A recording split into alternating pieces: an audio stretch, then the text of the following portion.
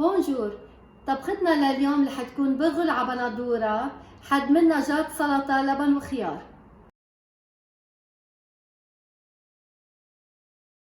حتى طبق الطبخة بحاجة ل 500 جرام برغل خشن رقم 2. في الواحد يستعمل برغل اسمر او برغل ابيض مثل ما هو بده. هلا لل 500 جرام برغل بدي 600 جرام او 700 جرام بندوره. انا هون مستعمله 600 جرام بندوره. في الواحد يقطع البندوره شقف صغيره او يطحنها للبندوره. انا طحنتها لانه ما بحب قشر البندوره بالطبخ. وكمان بحاجه لبصلتين حجم وسط. انا هون فرمت البصل وجهزته لاعمل القليه للطبخه. وكمان بحاجه ل 200 جرام حمص مسلوق. انا سلقت الحمص وكمان جهزته. وكمان اضافه انا بحب دخل للبرغل على بندوره جزر.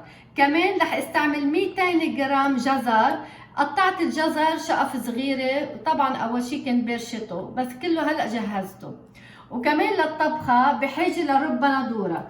بدي ملعقه كبيره، ملعقه ونص رب بندوره. وكمان بحاجه لزيت للقليه، ربع كوب زيت نباتي مع ربع كبايه زيت زيتون للقليه. وكمان لهالطبخه بدنا بهاراتها.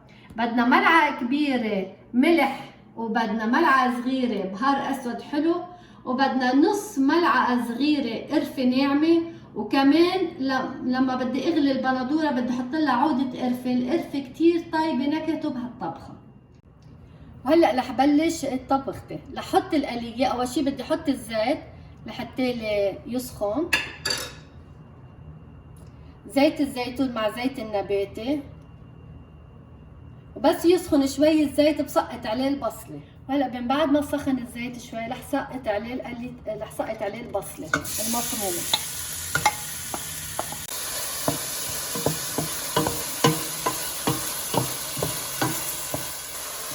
هلا فوق البصله هي عم تدبل بالزيت بدي احط لها رشه ملح لحتى يسرعها شوي.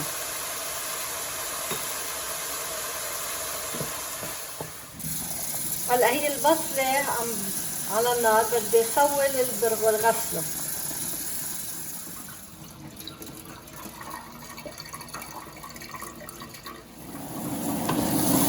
هلا لما مرت شوي القليه بصل بدي سقط فوق منها الجزر.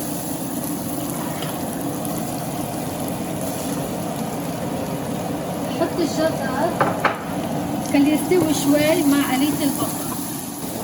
من بعد ما تركتها 4 دقايق الجزر مع البصل بدي احط لها القرفه والبهار.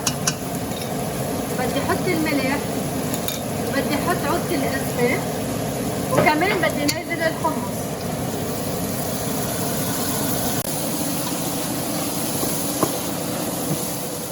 وهلا بدي احط عصير البندوره المطحون.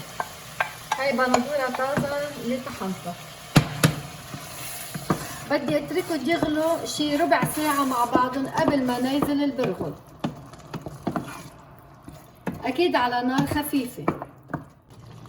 وهلا من بعد ما كان إلها ربع ساعة بتغلي القلية مع الحمص مع الجزر، رح سقط عليها رب البندورة يلي هن ملعقة ونص، ورح سقط عليها البرغل.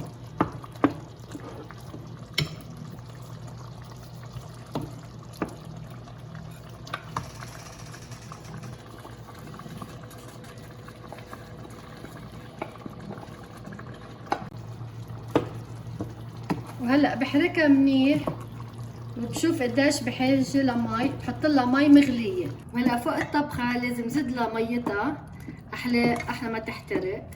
بس بشوف قديش بتعوز. هلا انا هون غليت 3 كبايات مي. رح شوف قديش بتعوز.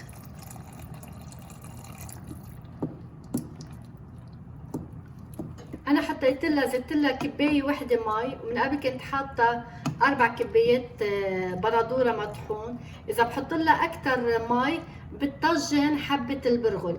هلا هيك بدي وطي النار على الخفيف وغطيها خليها تتنبت على مهلها، وبتستوي حبه البرغل على مهلها. وهلا من بعد ما طبقنا الطبخة وحطيتها على النار عم تغلي على نار خفيفة البرغل على بندورة، بدي اعمل لها السلطة مع البرغل على بندورة طيبة. صحن سلطة خس مع توم الحامض وزيت الزيتون، او سلطة لبن مع خيار ونعناع وثوم وزيت زيتون. نحن مفضلين نعمل هيدي اليوم. هلا رح بلش فيها. هلا رح بلش بفرم الخيار.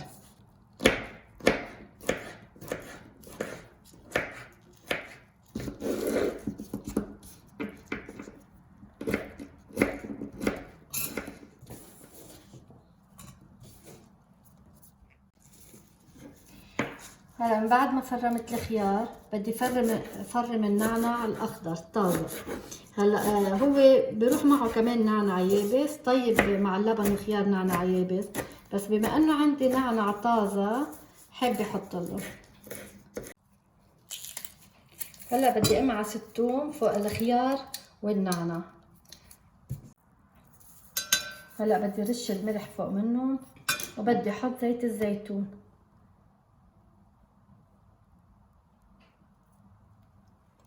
هلا بدي احركهم شوي مع بعضهم قبل ما نازل اللبن عليهم.